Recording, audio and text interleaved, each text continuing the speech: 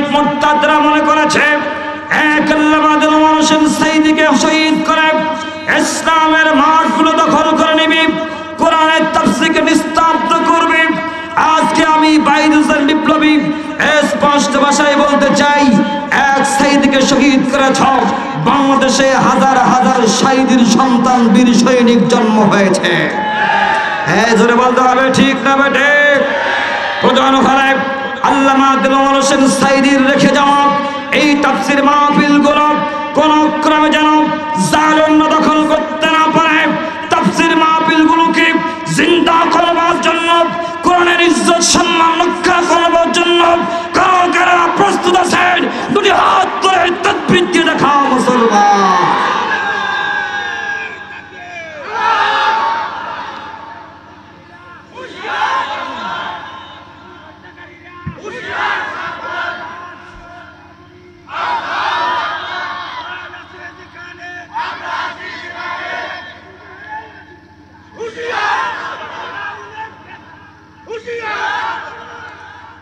আমার বন্ধুগণ, আমার ভাইয়েরা, কোরআনুল কারীম থেকে অসংখ্য আয়াত আমি তেলাওয়াত করার ইচ্ছা, সময় সংকুলন থাকার কারণে রাত প্রায় 10টা বেজে গেছে। আমি সেদিকে আগাবো না। কোরআনুল কারীমে আল্লাহ রাব্বুল আলামিন সুন্দর করে জানায়া দিলেন, সুম্মা কিলা লিল্লাযীনা যালামু যুকু আযাবাল খুলদি হাল তুজজাউনা ইল্লা বিমা কুনতুম তাকসিবুন।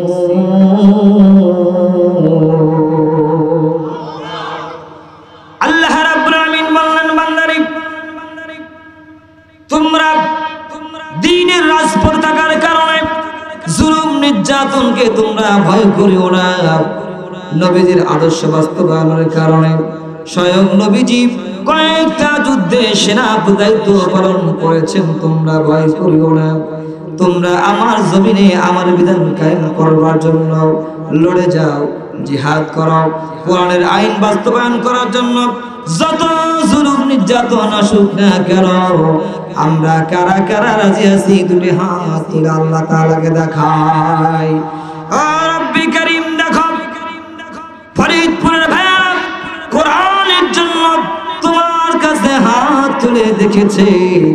আবার ফরিদপুরের প্রত্যেকটা ভাইকে কোরআনের সৈনিক হিসাবে কবুল করে নাও। সকলেই বলেন আমিন।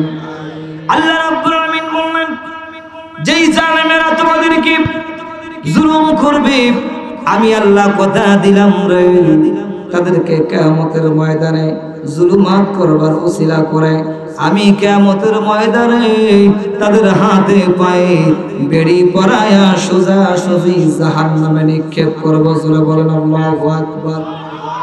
আমার বন্ধুগণ, আমার ভাইরা, এবার বলুন, নবীজিকে ভালোবাসার দরকার আমাদের আছে না নাই? আরো জোরে বলেন, আছে না নাই? নবীজিকে ভালোবাসলে সকল দান করবেন তিনি কে? আল্লাহ রাব্বুল আলামিন বলেন, নবীকে মহব্বত করো, নবীকে ভালোবাসো। আমার নবীকে ভালোবাসলে নিশ্চিত তোমরা জান্নাতে হবে, এর মধ্যে সন্দেহ নাই। আমার নবীকে শুধু মানুষেরাই ভালোবাসতো না, বরঞ্চ পশু পাখিরাও আমার নবীকে ভালোবাসতো। কথা বলেন, কথা বলেন, ঠিক না ভাই? ফরিদপুরের ভাইয়েরা,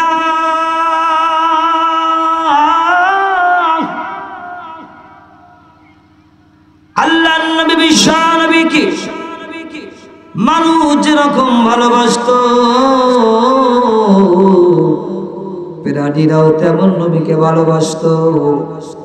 আমার আপনার কলিজা টুকরা আম্মা জান হাদিজাতুল কুবরা রাদিয়াল্লাহু তাআলা আনহা ইসলামের জন্য সব কিছু বিসর্জন করেছেন। কথা বলেন, ঠিক না বেটি?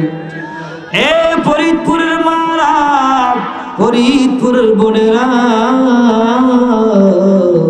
তোমাদের আলোচনা কিন্তু শুরু হয়ে গেল। আম্মা জান খাদিজাতুল কুবরা রাদিয়াল্লাহু তাআলা আনহা নবীকে এখনো বিবাহ করেন না। নবীকে পরীক্ষা করবার জন্য কিছু ব্যবসার দায়িত্ব আমার নবীকে দিলেন। জোরে জোরে বলেন সুবহানাল্লাহ। নবীকে দায়িত্ব দেওয়ার পরে খাদিজার একজন গোলাম তাকে বললেন, গোলাম, আমার নবীর সঙ্গে তুমি শত শত দুম্বা আর ছাগল নিয়ে যাবা। আমার নবীর সঙ্গে যা কিছু ঘটবে কোনো প্রশ্ন তুমি করতে পারবা না, শুধু তাকায়া তাকায়া দেখবা আমার নবী কি করে। জোরে জোরে বলেন সুবহানাল্লাহ। এ আমার ফরিদপুরের বায়রা, গভীর মনোযোগ, কোন দিকে নজর দিবেন না। এবার খাদিজা রাদিয়াল্লাহু তাআলা আনহার গোলাম আর আমার নবীজি 100 দুম্বা ছাগল নিয়ে মাঠে গেলেন চড়ানোর জন্য। এ ফরিদপুরের বাজাররা, কোন দিকে নজর নাই। এবার মাঠের মধ্যে যখন দুম্বা ছাগলগুলো যখন নিয়ে গেল, যাওয়ার পরে নবী বললেন, এ খাদিজার গোলাম, সমস্ত ছাগলের আর দুম্বার গলার থেকে রশিগুলা খুলে দাও। ছাগলের দড়ি খুলে দিলে ছাগল ঠিক থাকে না, দুম্বার গলার থেকে রশি ছাড়লে ছাগল ঠিক থাকবে না। খাদিজার গোলাম বলে, এ মুহাম্মদ, তোমার মনে হয় অভিজ্ঞতা নাই? এই যে রশিগুলো ছাড়তে বলছো, সব তো জঙ্গলে যাবে, নেকড়ে বাঘ খাবে। আমার মালিককে আমি কি জবাব দিব? পরক্ষণে এবার ওই গোলাম চিন্তা করে, আমার মালিক তো প্রশ্ন করতে নিষেধ করছে, যা বলে যা ঘটে শুধু দেখতে বলছে। জোরে জোরে বলেন না আল্লাহু আকবার, আরো জোরে বলেন না আল্লাহু আকবার। এবার নবীজি বলার পরে সমস্ত ছাগলের দুম্বা গলার রশিগুলো যখন ছেড়ে দিলেন, বাবা নবীজি এবার লাঠি নিয়া সুন্দর করে চতুর্পাশ দিয়া দাগ দিলেন। দাগ দেওয়ার পর পরে এবার গোলামকে বলে, নবীজি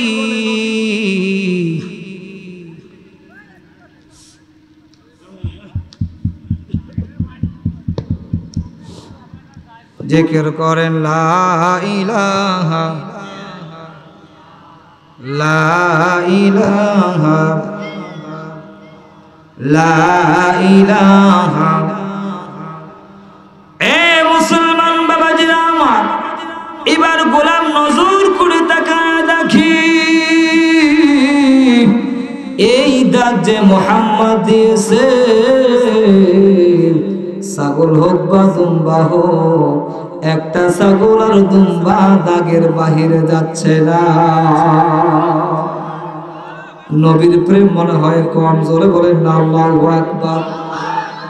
এ মুসলমান বাবাজিরা, নবীজি এবার গোলামকে বললে, গোলাম তুমি পাহারা দাও, আমি একটু বিশ্রামে গেলাম, আমি ক্লান্ত হয়েছি। এবার আমার নবীজি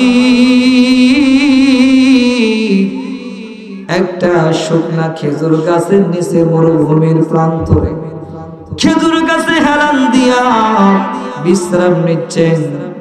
এমন সময় ওই নবীজির সামনে দিয়া দুইটা সাপ যাচ্ছে। জোরে জোরে বলেন সুবহানাল্লাহ। এই দিকে গোলাম নজর করছে ছাগলের দিকে, নজর করছে দুম্বার দিকে, আবার মনে মনে ভয় হয় জঙ্গলার নেকড়ে এসে মনে হয় নবীকে আবার ওই ছাগলগুলো দুম্বাগুলোকে খেয়ে ফেলবে। এবার গোলাম নজর করে দেখে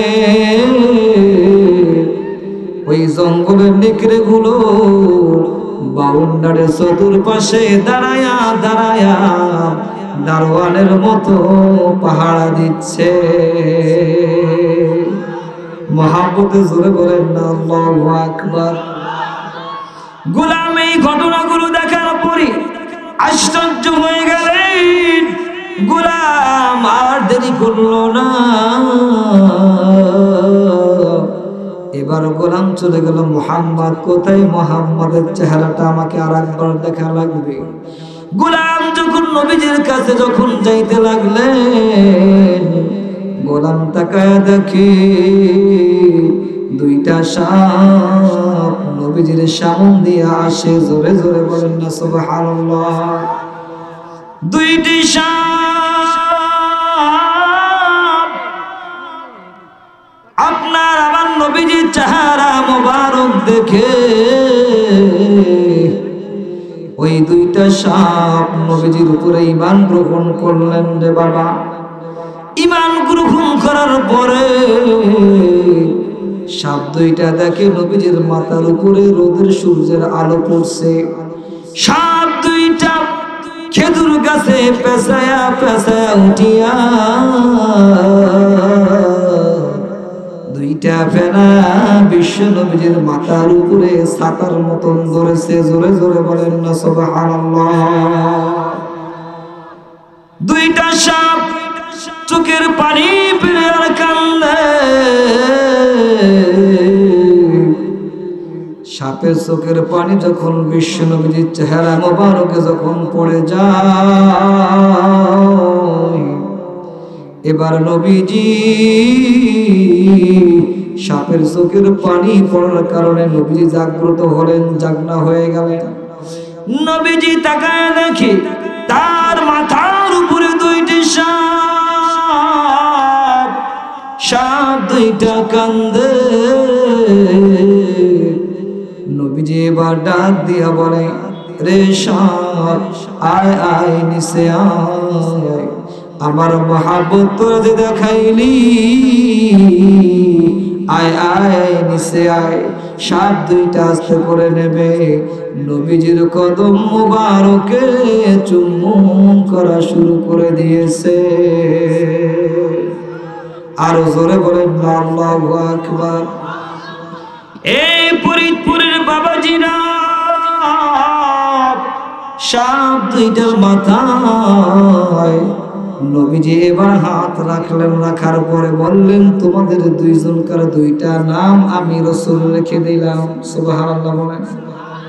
এবার মনে করতে পারেন হুজুর হয়তো দুনিয়ার বুই সাপ না হলে গোমা সাপ না হলে ডাঁড়াই সাপ হয়তো নাম রাখছে। প্রশ্ন আসতে পারে হয়তো অজগর আফ্রিকার কোন জঙ্গলের বড় বড় সাপের নাম রাখছে। না বাবাজি, ওই সাপ দুইটার কোন নাম বল্টু নাম রাখেন নাই। আল্লাহর নবীজি দুইটা সাপের নাম দুইটা রাখছেন আরবি দিয়া। জোরে বলেন কি দিয়া? জোরে বলেন কি দিয়া? আরবি দিয়া দুইটি নাম রেখেছে। আর আমার নবী বলেছেন, তোমাদের দুইটা নাম দুই পাশে লিখিয়া যদি মাঝখানে আমি আমার নবীর নাম মুহাম্মদটা লেখে, যদি কোনো বাচ্চা বিছানায় পেশাব করে তার বালিশের নিচে যদি লিখে দাও, তাহলে ওই বাচ্চা জীবনে বিছানায় পেশাব করবে না। আরো জোরে বলেন না আল্লাহু আকবার।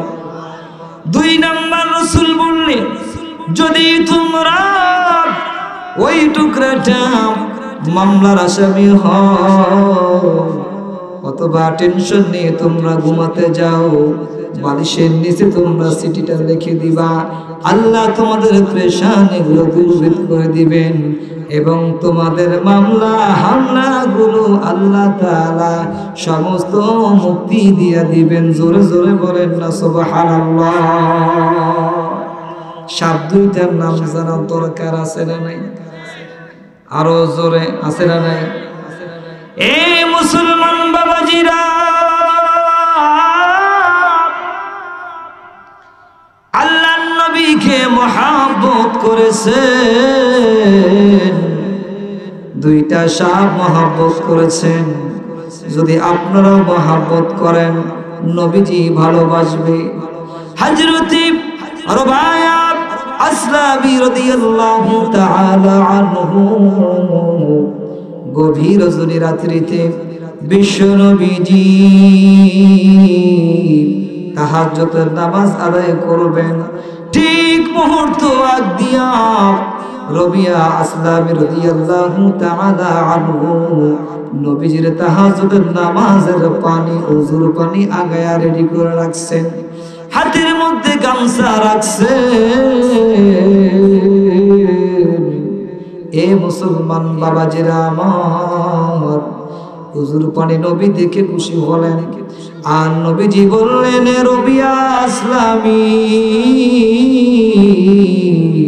তুমি আমার কাছে যা আজকে চাইবা আমি রাসূল আল্লাহর কাছে তোমার জন্য দোয়া করব। জোরে জোরে বলেন আল্লাহু আকবার। এ মুসলমান বাবাজিরা, সহিহ বুখারী শরীফের হাদিস আপনাকে শোনাচ্ছি। রবিআ আসলামী রাদিয়াল্লাহু তাআলা আনহু নবীকে বললেন, নবী গো, আপনার কাছে আমি দুইটা জিনিস চাবো। জোরে বলেন কয়টা? জোরে বলেন কয়টা? দুইটা জিনিস আপনার কাছে আমি চাবো। এক নাম্বার নবী গো, এক নাম্বার আমি চাইব আমি রবিআ আপনার সঙ্গে জান্নাত যেতে চাই। জোরে বলেন না সুবহানাল্লাহ। দুই নাম্বার হলো নবীজি আপনি যখন থাকবেন আপনার খাদেম হিসাবে আমি থাকতে চাই। আল্লাহ যেন মৃত্যুর আগ পর্যন্ত আমার চোখের সামনে মুহাম্মদুর রাসূলুল্লাহ সাল্লাল্লাহু আলাইহি ওয়াসাল্লামের চেহারাটা ভাসায়া ভাসায়া দেখা। জোরে বলেন না সুবহানাল্লাহ। যে দুইটা আশা করছে, ছোট নাকি বড়? জোরে বলেন ছোট নাকি বড়? এ মুসলমান বাবাজিরা, আল্লাহ নবীকে মহব্বত করে নবীদের আদর্শ বাস্তবায়ন করার লক্ষ্যে কিন্তু বাংলার জমিনে কিছু ভণ্ড আশিকে রাসূল আছে না নাই?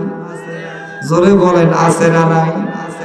এক পীর সাহেবে মুরিদ স্বপ্নে দেখছে, স্বপ্ন দেখার পরে পীর সাহেবকে বলতেছে, হুজুর আমি আজকে এমন একটা স্বপ্ন দেখছি হুজুর, যেটা না বললে আমাকে ভালো লাগতেছে না। পীর সাহেব বলে, বলো বলো কি স্বপ্ন দেখছো? বলে, হুজুর আমি স্বপ্নে দেখি আমার সামনে আপনি আর আমি সামনাসামনি বসে আছি, আমাদের সামনে দুইটা হাড়ি, এদিকে হাড়ি বলে না ড্যাগ বলে? হাড়ি বলে। ধান সিদ্ধ করে কি বলে? হাড়ি বলে। দুইটা হাড়ি। এখন মুরিদ বলতেছে, হুজুর দুইটা হাড়ির মধ্যে একটা হাড়িতে একটা পাতিলে পায়খানা দিয়া ভরা, আর একটা পাতিলে মধু দিয়া ভরা। জোরে বলেন কয়টা পাতিল? জোরে বলেন কয়টা? একটার মধ্যে পায়খানা আর একটার মধ্যে মধু দিয়া ভরা। এবার মুরিদ বলে, হুজুর আমি দেখলাম আপনার সামনে মধুর হাড়ি রাখা, আমার সামনে পায়খানার হাড়িটা রাখা।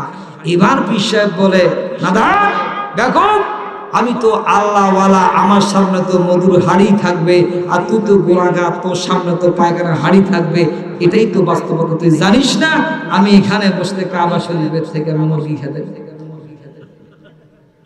আমার ধ্যান সম্পর্কে তো ধারণা নাই।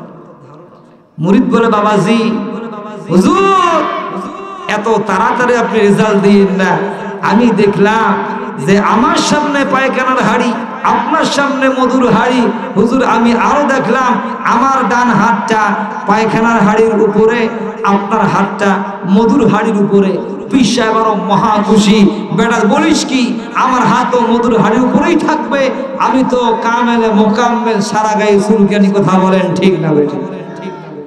এবার পীর সাহেব আরো মহা খুশি।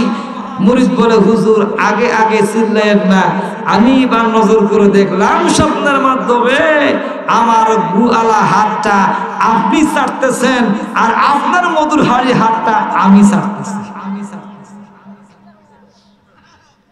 আপনারা হাসতেছেন, হাসির খোরাকের জন্য বলছি না মুসলমান।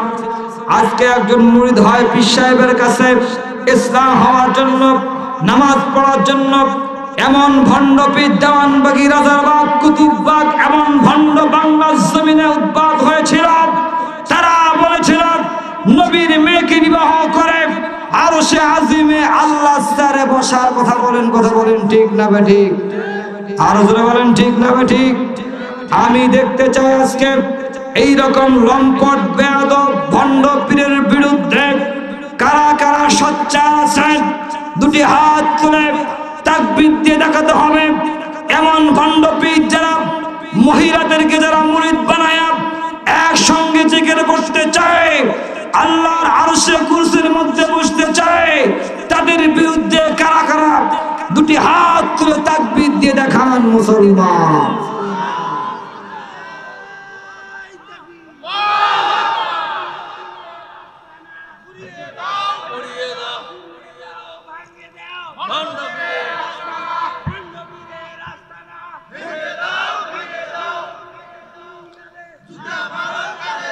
আমার বন্ধুগণ, আমার ভাইয়েরা, এরকম ভণ্ড পীর স্ত্রীদেরকে দেওয়া যাবে? বলেন যাবে? আমার মেয়েকে দেওয়া যাবে? বোনকে দেওয়া যাবে? যেই পীর নামাজ নাই, রোজা নাই, পায়ের জুতা করে তার গালে মারবেন, কোনো কথা নাই, ঠিক না বেঠে? আমার বন্ধুগণ, আমার ভাইয়েরা, এজন্য নবীজির আদর্শ আমাদের দরকার আছে না নাই? নবীজির আদর্শ স্বামী স্ত্রীর মাঝে থাকার দরকার আছে না নাই?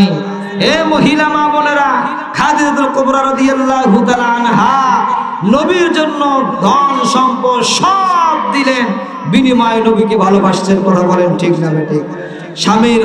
স্বামী সম্মান অর্জন করছেন, কথা বলেন ঠিক না বেঠিক? এজন্য নবীকে স্বামী স্ত্রী উভয় পক্ষে ভালোবাসার দরকার আছে না নাই? নবীজির ভালোবাসা যদি আমরা পেতে চাই, আম্মা জান খাদিজাতুল কুবরা এবং রাসূলের যে ভালোবাসা মহব্বত ছিল, এটা আনার দরকার আছে না নাই? নবীজি স্ত্রীদেরকে প্রশংসা করতেন না গালিগালাজ করতেন? জোরে বলেন কি করতেন? আর আমরা করি কি? পান থেকে চুন খসলে একটা হালুয়া পিন্ডিতে এখন নাই, একে মুখে যা আসে তাই বলে কথা বলেন ঠিক না? আল্লাহ রাসূল সব সময় যেমন আম্মা জান আয়েশা সিদ্দিকা রাদিয়াল্লাহু তাআলা আনহাকে বলতেন ইয়া হুমায়রা, জোরে বলেন না সুবহানাল্লাহ। আয়েশা সিদ্দিকা রাদিয়াল্লাহু তাআলা আনহার গালটা ছিল লাল টসটসা ফর্সা ছিল, আল্লাহ রাসূল ডাকতেন ইয়া হুমায়রা। আম্মা জান আয়েশা সিদ্দিকা রাদিয়াল্লাহু তাআলা আনহা খুশি হয়ে যেতেন, জোরে জোরে বলেন সুবহানাল্লাহ। আর আমরা কি ডাকি? কালুর মা হলে কালুর মা, যদি ধরার মা হয় ধলুর মা, নাটের মা, বল্ডুর মা, কথা বলেন ঠিক না ঠিক? স্ত্রী যদি কালো হয় প্রশংসা করবেন, দেখবেন ঠান্ডার দিনে ল্যাপের তলে জায়গা দিছে। আর যদি প্রশংসা না করেন সারা রাত ল্যাপ ছাড়াই রাখবে, কথা বলেন ঠিক না ঠিক? এইরকম মশলার পরে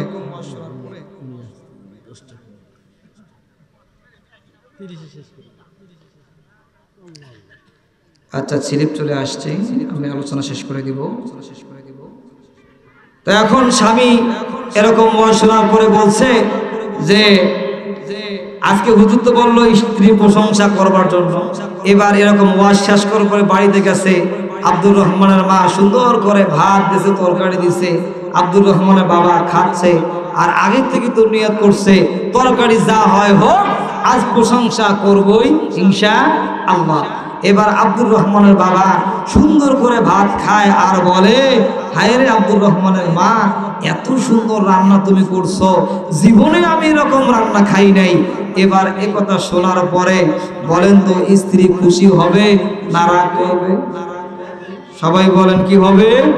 কিন্তু খুশি হবে। দুঃখের বিষয়, আব্দুর রহমানের মা এবার কোমরে কাপড়টা খেসে আর বলে, আব্দুর রহমানের বাপ আজকে তো ভালো বলবাই, কারণ তরকারি তো আজকে আমি রান্না করি নাই, পাশের বাড়ির ভাবি রান্না করছে। ভুল জায়গায় প্রশংসা আদায় করা যাবে? জোরে বলেন যাবে? যাবে না। প্রশংসা আদায় করতে হবে আল্লাহ পাক রব্বুল আলামিন। সিলেটে মাহফিল গেলাম, আমার সামনে নাস্তানি দিয়ে বলতেছে, হুজুর কালা গু খাবেন না সাদা গু খাবেন? আমি বললাম হায় আল্লাহ, কিসের গু খাই আমি?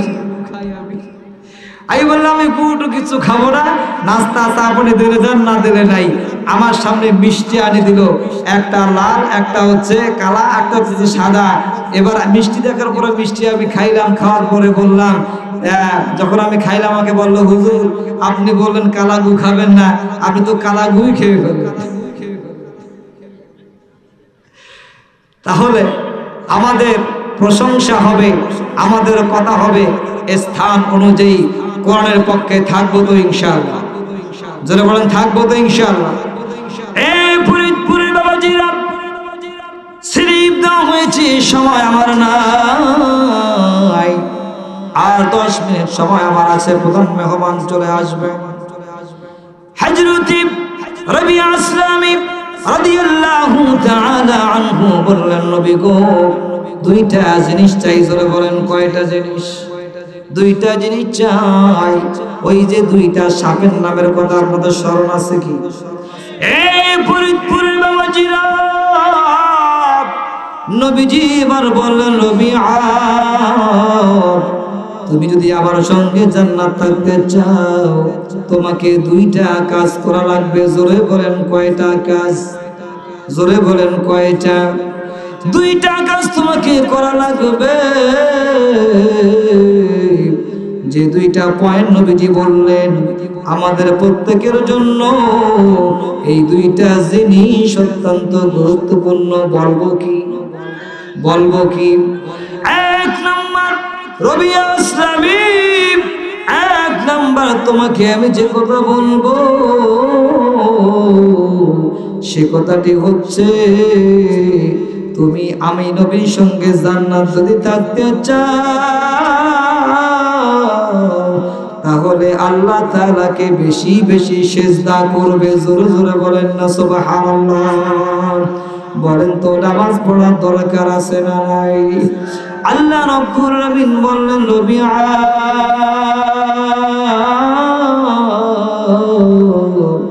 আমার আল্লাহ তাআলা কিন্তু সিজদা পছন্দ করেন।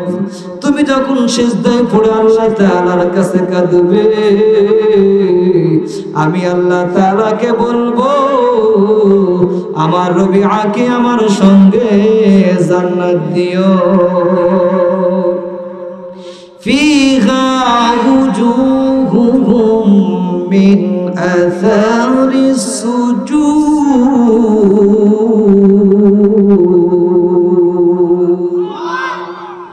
আল্লাহর নবী বিশ্বনবী বলেন, কোরআনুল কারীমে আল্লাহ তাআলা জানায় দেন, যারা সিজদা করবে কিয়ামতের দিন আল্লাহ তাআলা সিজদাকারীর কপালে একটা নূর দান করবে। জোরে বলেন কি দান করবে? নূর দান করবে। এই নূর দেখিয়া আল্লাহ পাক হাসরবাসীরা দেখবে, ওই যে কপালে নূর দেখা যায়, ওই যে কপালে নূর দেখা যায়, আল্লাহ তাআলা বলবে ফেরেশতারা, ওই যে আমার বান্দা, ওই যে আমার বান্দি, এরা হচ্ছে সিজদাকারী বান্দা বান্দি। জোরে বলেন না সুবহানাল্লাহ।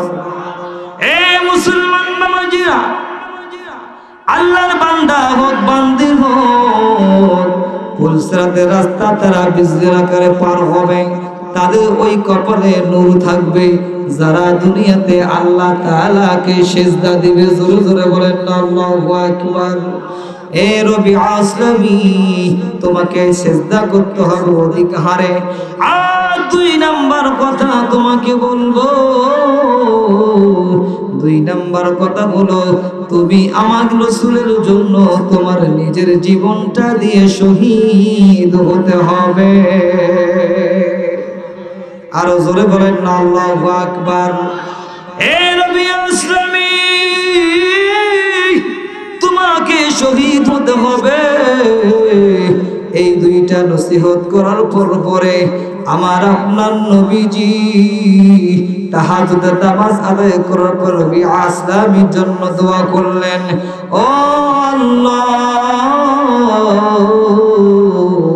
আমার রবিআকে 2টা আমল করার তৌফিক দিও, আর আমার সঙ্গে জান্নাতে থাকার তৌফিক দিও। আরো জোরে বলেন না সুবহানাল্লাহ। এই মুসলমান নামাজিরা, যারা নামাজ পড়েন না, নামাজ আদায় করবেন। এবার রবি আসলামী জিহাদের ময়দানে নবীজির সঙ্গে চলে গেলেন। যাওয়ার পরে নবীজি রক্তাক্ত অবস্থায় পড়ে আছেন। নবীজিকে কাফির বেঈমান আঘাতের উপর আঘাত হানছে। এমন সময় রবি আসলামী নাঙ্গা তরবারি নিয়ে বীরের মতো জিহাদ করা শুরু করে দিল। এক পর্যায়ে রবি আসলামী শহীদ হয়ে নবীজির পুরো মোবারকে মাথাটা রাখলেন। জোরে জোরে বলেন সুবহানাল্লাহ। নবীজির পাগুরুতে রবি আসলামের মাথা। নবীজি এবার দুটি হাত তুলে আল্লাহ তাআলাকে বলে, আল্লাহ, আমার রবি আসলামীকে আমার সঙ্গে জান্নাত দান করো। জোরে জোরে বলেন সুবহানাল্লাহ। জোরে বলেন কয়টা জিনিস? জোরে বলেন কয়টা? ওই যে দুইটা সাপের নাম স্মরণ আসেনি? জোরে বলেন স্মরণ আসেনি? দুইটা সাপের নাম আপনাদেরকে বলবো। তার আগে আমি আপনাদেরকে বলতে চাই, আজকে এই মাহফিল করতে বলেন তো টাকা পয়সা দরকার আছে না নাই? জোরে বলেন আছে না নাই? এ মুসলমান বাবাজিরা, আপনারা কি চান প্রতি বছর এই মাহফিল হোক? চান কি চান না? যারা যারা চাই দুটি হাত তুলে আল্লাহ তাআলাকে দেখা।